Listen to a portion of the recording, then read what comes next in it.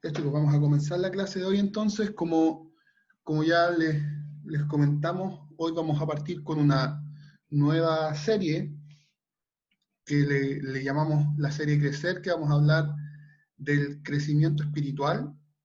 Por tanto, lo primero que vamos a hacer la clase de hoy es definir de qué estamos hablando cuando vamos a estar hablando de espiritualidad, ya porque existen bastantes cosas. Entonces lo que queremos ver en esta clase básica, ¿cierto? Hablando de la vida cristiana, vamos a observar la práctica de una serie de disciplinas espirituales personales, ya tales como lo vimos en la presentación que hizo mi pastor, tales como la ingesta bíblica, la oración, confesión de pecado, ayuno, etcétera, en donde para la clase de hoy entonces queremos ver el tema más amplio de la espiritualidad bíblica, que de qué nos vamos a referir cuando estamos hablando de esto. Y lo primero que quiero decir entonces es que no toda espiritualidad es espiritual.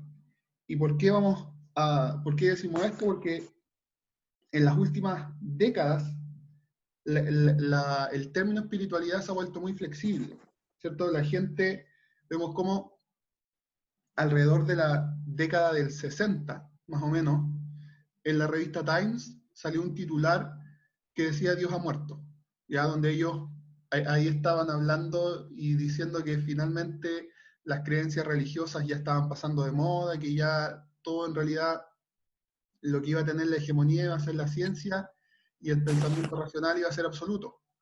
Contra todo el pronóstico vemos que hoy en el mundo tiene una gran preocupación por la espiritualidad, a pesar de lo que decía la ciencia, ¿cierto? De lo que decían estas personas. Vemos como en Medio Oriente, por ejemplo, el Islam reclama su lugar en el mundo y vemos que la cultura islámica incluso ha ido pregnando bastante la sociedad europea a través básicamente del dinero, pero lo ha ido haciendo. Por otro lado, en India está el fundamentalismo hindú y varios derivados de este que buscan establecer su hegemonía. En Occidente, en la cuna del racionalismo, la ciencia aún tiene gran influencia, pero su hegemonía ha encontrado límites y la fortaleza del racionalismo mismo ha sufrido los embates del posmodernismo. O sea, esto de lo que conversábamos, esta visión posmodernista que comentábamos en las clases de apologética, incluso al racionalismo le ha pegado. ¿Por qué? Porque esto de que no existen absolutos, incluso le ataca a la ciencia. Y finalmente se llegan a negar cosas por el simple hecho de que no me parecen. ¿Ya? Es común escuchar a las personas, y esto pudiéramos decir que es un cliché que tienen las personas, del decir que no soy una persona religiosa, pero sí soy muy espiritual, ¿cierto? Y escuchamos a personas y cuando busqué cuando puse, y hagan el ejercicio, puse espiritualidad en el buscador de imágenes de Google y salieron puras imágenes como esta, como alguien tratando de conectarse con algo que no sabemos bien qué es, tal vez con el sol, tal vez con la naturaleza, tal vez que no se entiende, pero siempre las imágenes son como de este tipo. Personas tratando de alguna manera de conectarse con lo trascendente, sea eso lo que sea.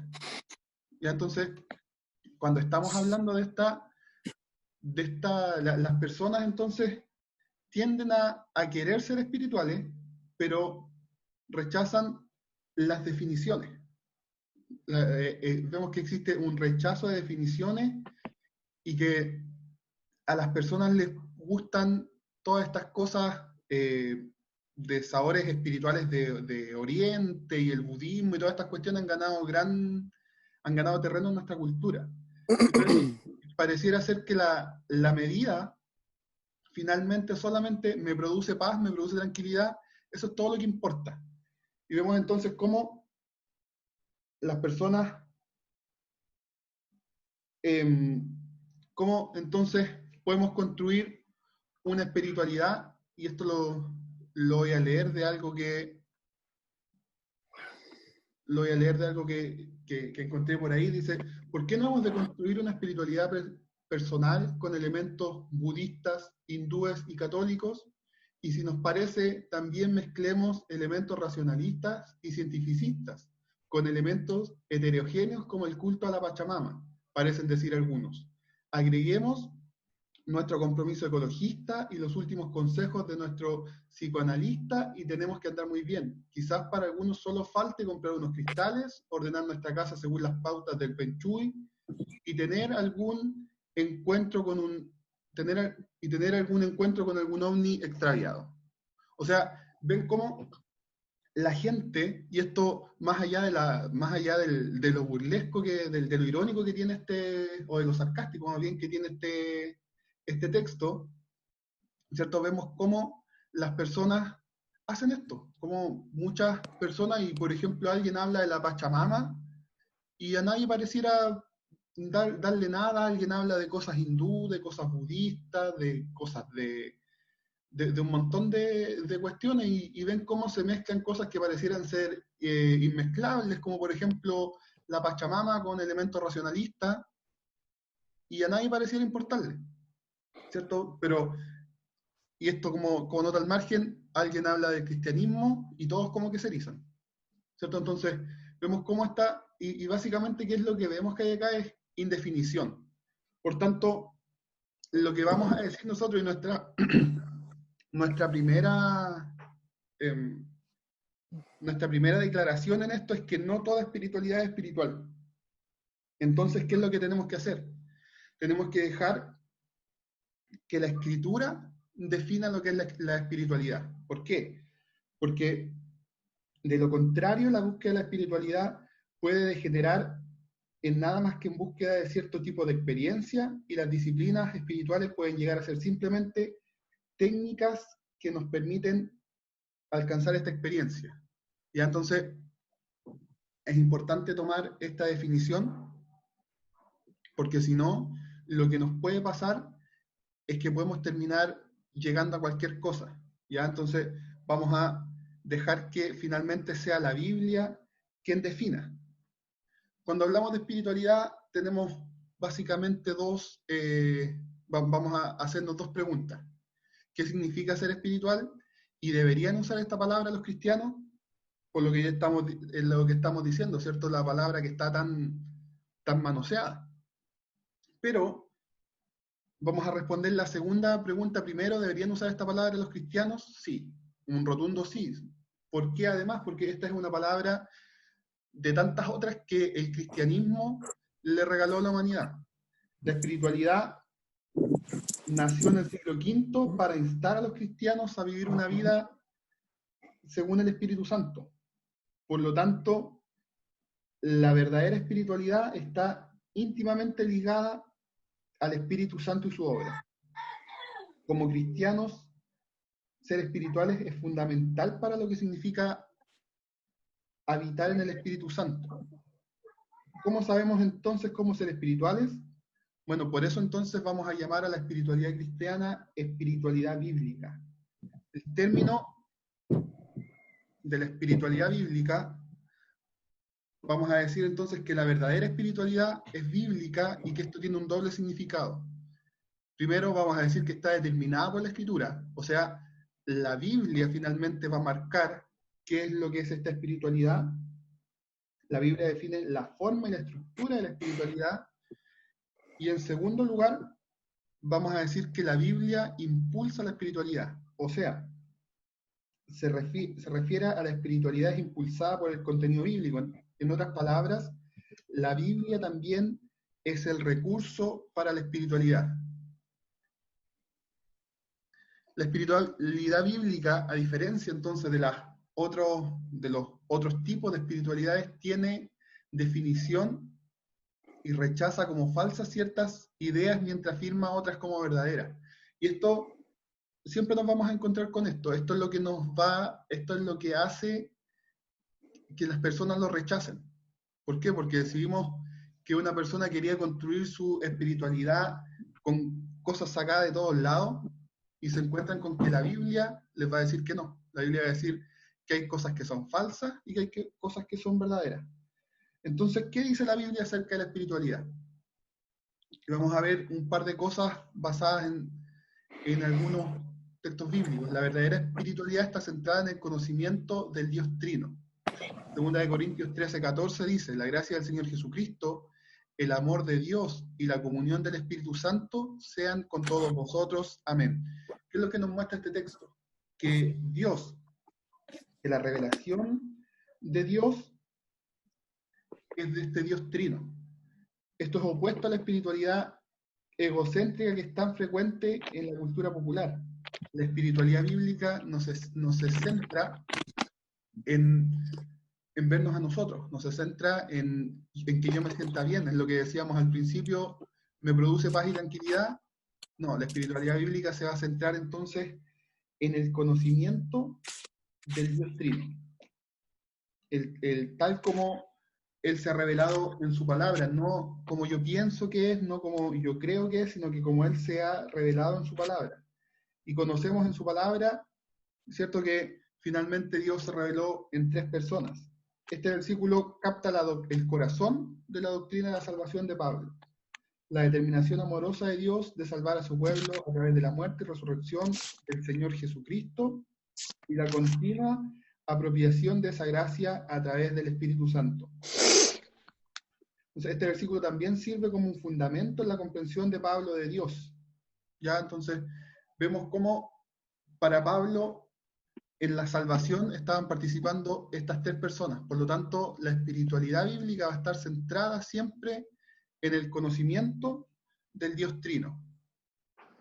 Consiste también en el conocimiento de nosotros mismos a la luz de las Escrituras. Vamos a leer en Isaías 6, 1 al 5. En el año que murió el rey Usías, vi yo al Señor sentado sobre un trono alto y sublime, y sus faldas llenaban el templo. Por encima de él había serafines, cada uno tenía 6 alas, con 2 cubrían sus rostros, con 2 cubrían sus pies, y con 2 volaban. Y el uno al otro daba voces diciendo: Santo, Santo, Santo, Jehová de los ejércitos, toda la tierra está llena de su gloria. Y los quiciales de las puertas se estremecieron con la voz del que clamaba, y la casa se llenó de humo. Entonces dije: ay de mí, que soy muerto, porque siendo hombre inmundo de labios y habitando en medio de pueblo que tiene labios inmundos, han visto mis ojos al Rey, Jehová de los ejércitos. Entonces, ¿qué es lo que nos encontramos acá? Juan Calvino lo manifestó de esta manera: es cierto que el hombre nunca logra un conocimiento claro de sí mismo a menos que haya visto por primera vez el rostro de Dios y luego descienda de contemplarlo para escudriñarse a sí mismo. ¿Qué es lo que pasa acá? Acá vemos a Isaías teniendo una visión del trono de Dios. ¿Y qué es lo que él se encontró? Cuando él tuvo un encuentro con el Señor, él lo primero que vio fue la santidad de Dios. Se encontró ante la santidad de Dios. Isaías, en su tiempo, pudiéramos decir que era una persona respetada. Isaías no era como estos, era un tanto particular como profeta, porque no era como estos profetas que eran unos locos, o que la gente pensaba que eran unos locos que vivían, que andaban gritándole a todo el mundo, que andaban llorando. No, Isaías era más bien lo que pudiéramos decir ahora como un consejero, era considerado como consejero de los reyes, era una persona respetada en su cultura. Probablemente si es que en ese tiempo se hubiese preguntado por alguna persona buena, les hubiesen contestado que era Isaías. Ya, aún así, cuando Isaías se enfrentó a la santidad de Dios, estuvo en la presencia del Señor, él lo que obtuvo fue un conocimiento claro de sí mismo. Él se dio cuenta que él en realidad no era tan bueno como él y todos pensaban. ¿Y qué es lo que dijo? Miren lo que dice el 5. Entonces dije: ay de mí. Lo primero que él tuvo fue como un terror apabullante. Ay de mí, que soy hombre muerto, porque siendo hombre inmundo de labios y habitando en medio de pueblo que tiene labios inmundos, han visto mis ojos al Rey, Jehová de los ejércitos. O sea, él se dio cuenta, en realidad, al ver a Dios, qué es lo que era él. Entonces, una de las cosas que nos va a producir la espiritualidad bíblica, más que, eh, digamos, más que esta autosatisfacción principal que buscan las personas, es un conocimiento cabal de nosotros y de cuánto nos falta, de cuán faltos somos. Ante la majestad de Dios nos humillamos ante nuestra pecaminosidad en contraste con la justicia y santidad de Dios. Sin tal revelación de nuestra verdadera naturaleza fuera de Cristo, no puede haber espiritualidad. Llamar a Dios santo entonces es hablar de trascendencia y pureza moral. Ahora que Isaías vio la autoridad y la majestad de Dios, se ve a sí mismo como realmente es. Entonces nunca vamos a nosotros poder, un teólogo dijo algo así, nunca vamos a conocer nada a menos que lo conozcamos como Dios lo conoce. Y esto nos incluye a nosotros mismos. Nunca nos vamos a conocer incluso a nosotros mismos a menos que nos conozcamos como Dios nos conoce. Y al acercarnos a la pureza del Señor nos damos cuenta de cuán faltos somos nosotros. En tercer lugar, esta espiritualidad es cristocéntrica. Cuanto básicamente, ¿qué es lo que nos produce? Lo que estábamos hablando, que cuando nos enfrentamos ante la pureza de este Dios, y Isaías, ¿se acuerdan que decía, ay de mí? O sea, ¿qué voy a hacer yo? ¿Y qué es lo que nos damos cuenta ahí? Nos damos cuenta de la necesidad de un Salvador. Nos damos cuenta de la necesidad de alguien que interfiera. Entonces, comprobamos nuestra necesidad de un Salvador, y la Biblia en pasajes como Efesios 1, del 3 al 14, nos muestra tres personas de la deidad que se mencionan en este pasaje, pero hay un enfoque en la centralidad de Cristo. Miren, lo vamos a leer. Dice, bendito sea el Dios y Padre de nuestro Señor Jesucristo, que nos bendijo con toda bendición espiritual en los lugares celestiales en Cristo, según nos escogió en Él antes de la fundación del mundo, para que fuésemos santos y sin mancha delante de Él, en amor, habiéndonos predestinado para ser adeptos hijos suyos por medio de Jesucristo, según el puro afecto de su voluntad, para alabanza de la gloria de su gracia, con la cual nos hizo aceptos en el amado, en quien tenemos redención por su sangre, el perdón de pecados según las riquezas de su gracia, que hizo sobreabundar para con nosotros en toda sabiduría e inteligencia, dándonos a conocer el misterio de su voluntad, según su beneplácito, el cual se había propuesto en sí mismo de reunir todas las cosas en Cristo, en la dispensación del cumplimiento de los tiempos, así las que están en los cielos como las que están en la tierra. En él asimismo tuvimos herencia, habiendo sido predestinados conforme al propósito del que hace todas las cosas según el designio de su voluntad, a fin de que seamos para alabanza de su gloria nosotros los que primeramente esperábamos en Cristo. En él también vosotros, habiendo oído la palabra de verdad, el evangelio de vuestra salvación, y habiendo creído en él, fuisteis sellados con el Espíritu Santo de la promesa, que es el arras de nuestra herencia, hasta la redención de la posesión adquirida para alabanza de su gloria. Vemos como en este pasaje entonces yo fui haciendo o tratando de hacer ciertos énfasis, como todo nos muestra en primer lugar que fue una iniciativa de Dios Padre, de parte diciendo bendito sea el Dios y Padre de nuestro Señor Jesucristo. Pero lo que después nos muestra es que todo gira en torno a Cristo, que toda la obra fue hecha por Cristo. Cristo, a través, para ser adoptados hijos suyos por medio de Jesucristo, ¿cierto? Y todas las cosas nos muestra cómo gira a través de Cristo toda la obra de la redención y toda esta espiritualidad. Dice que nos bendijo, dice en el 1, que nos bendijo con toda bendición espiritual. ¿Y cuál es la bendición espiritual? Todo lo que describe después, o sea, básicamente toda la obra de la redención. Este pasaje es uno de los que mejores describe la obra redentora.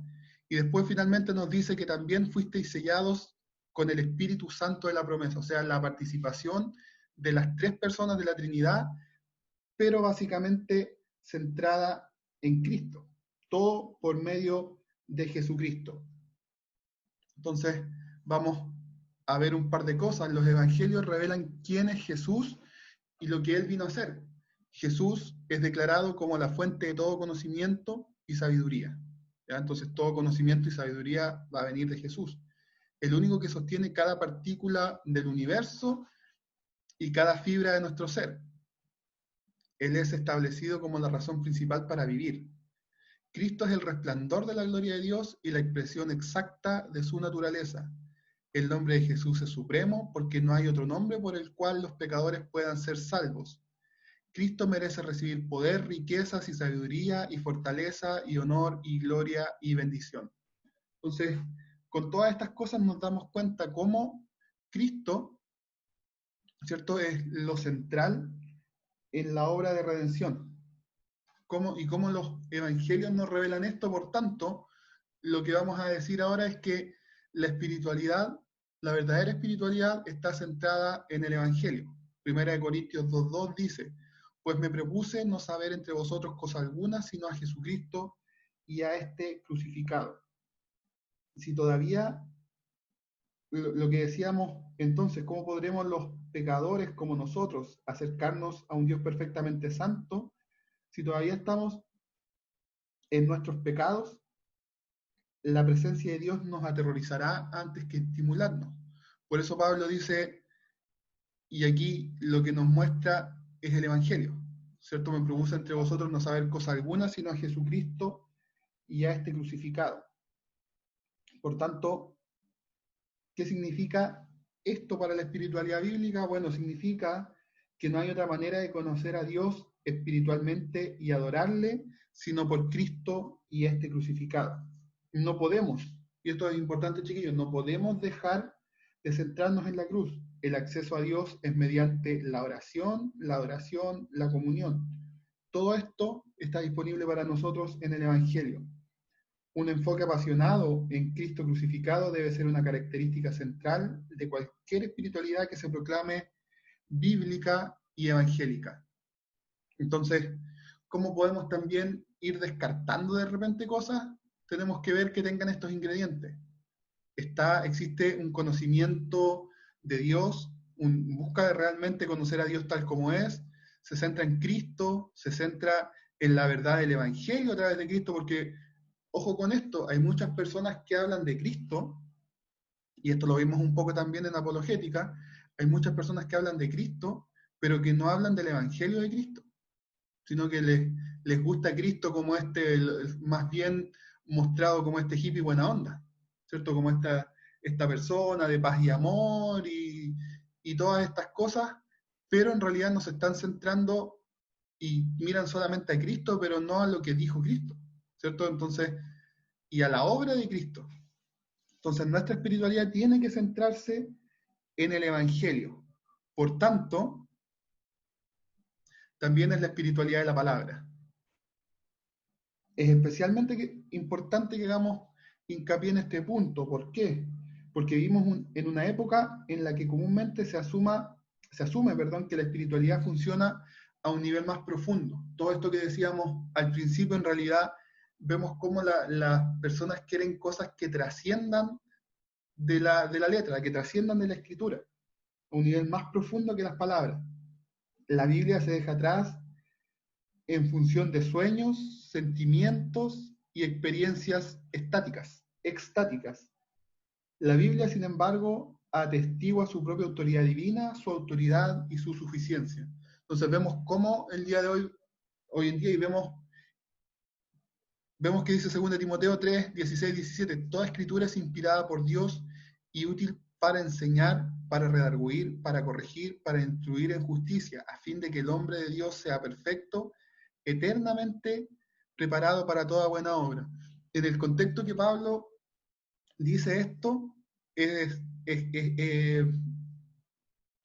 básicamente advirtiéndole a Timoteo, porque si ustedes leen un par de capítulos más atrás, es cuando Pablo le dice a Timoteo, ten cuidado, porque en los posteriores tiempos se van a levantar hombres que van a ser malos, hombres amadores de sí mismos, hombres, poniéndolo en este contexto de lo que estamos hablando, hombres que van a torcer la espiritualidad y que van a decir que la espiritualidad es otra cosa, que van a decir que la espiritualidad es algo que va más allá.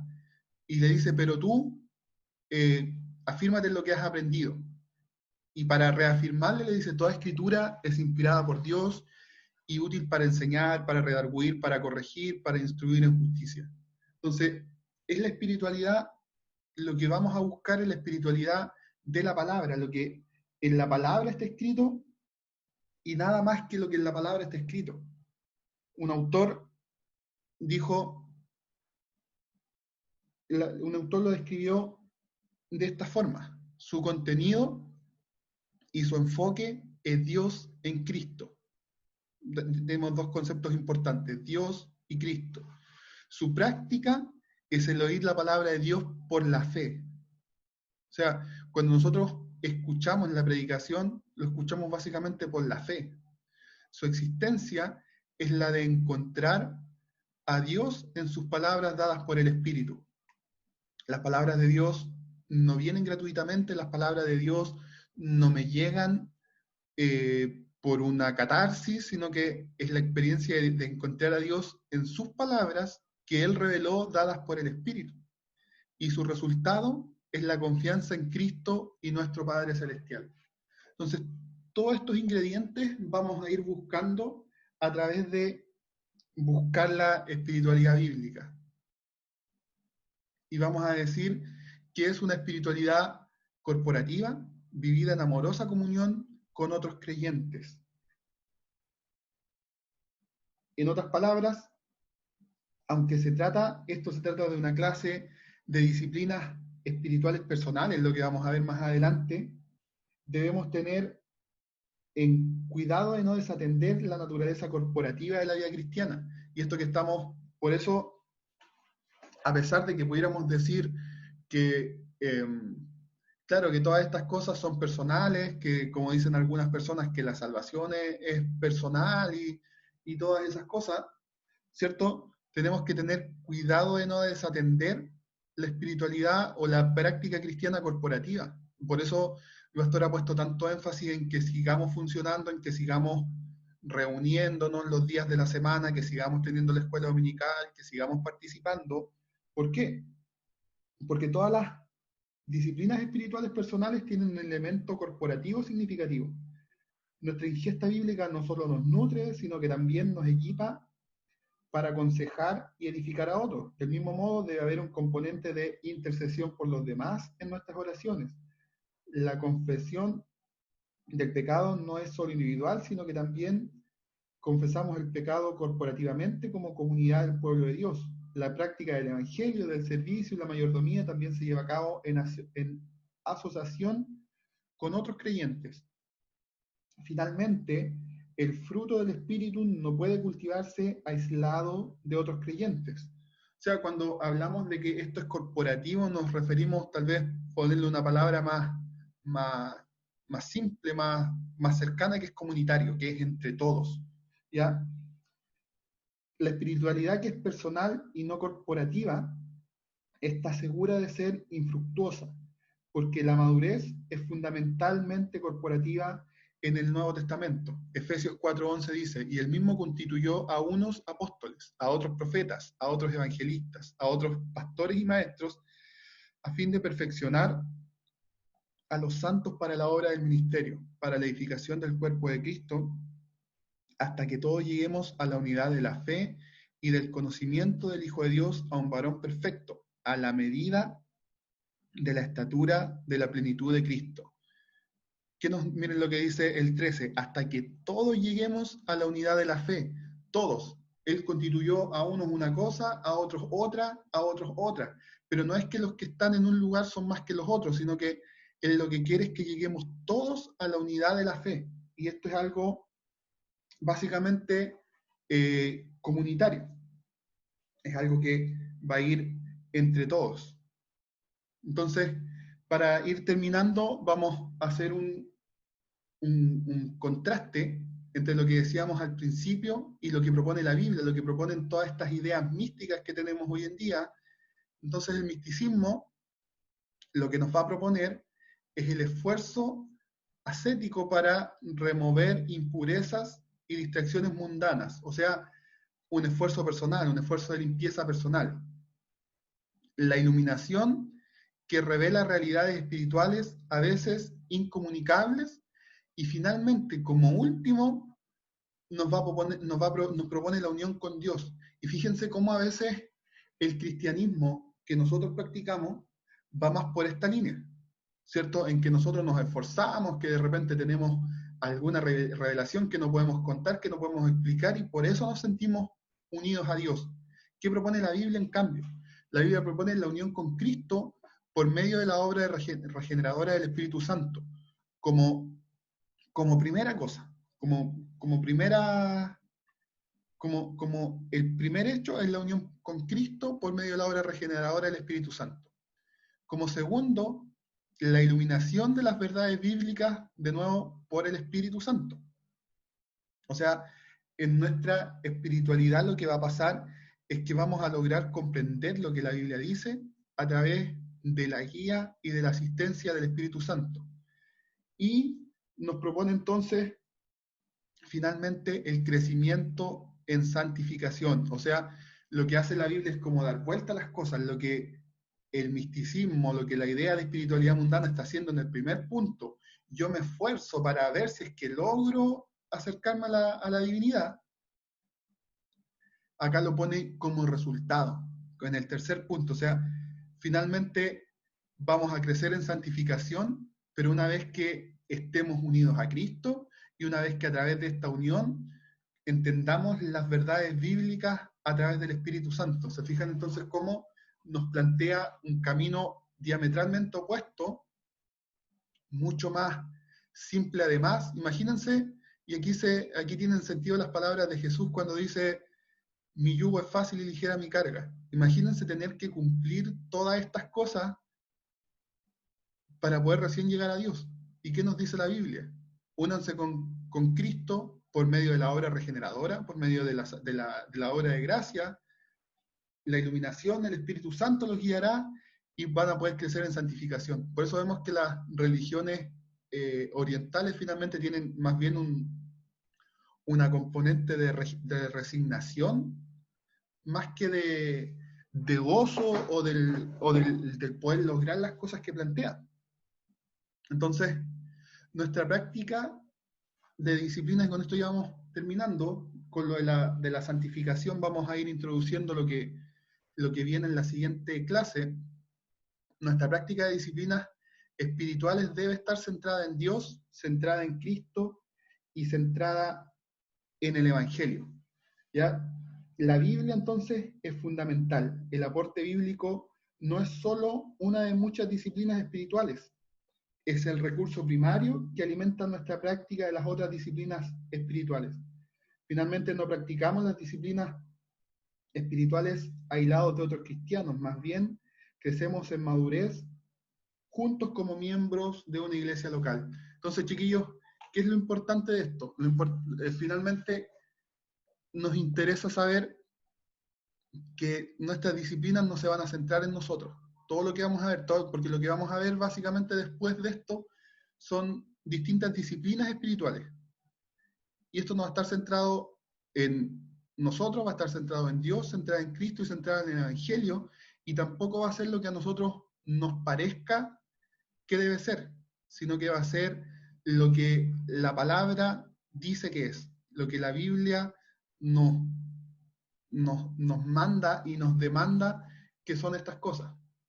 ¿Ya? Entonces, es importante que entendamos o que pongamos esto como marco teórico para todo lo que vamos a hablar más adelante y ver cómo todas estas disciplinas espirituales están centradas en Dios, centradas en Cristo, centradas en el Evangelio. ¿Ya? Que el Señor nos bendiga, que el Señor nos ayude, que esta clase pueda ser de bendición para nosotros, que podamos ver, que podamos tener una perspectiva correcta al enfrentarnos a esto de la espiritualidad, que podamos ver también que la espiritualidad es algo que es importante para todos, que no es como pudiéramos pensar a veces, que es como una calidad espiritual que tienen algunas personas que están en un nivel más elevado. Pues de repente decimos, ah, no, es que ese hermano es espiritual. No, todos nosotros tenemos que ser espirituales. Ahora que hemos definido un poco mejor de qué hablamos cuando hablamos de espiritualidad bíblica, ¿cierto?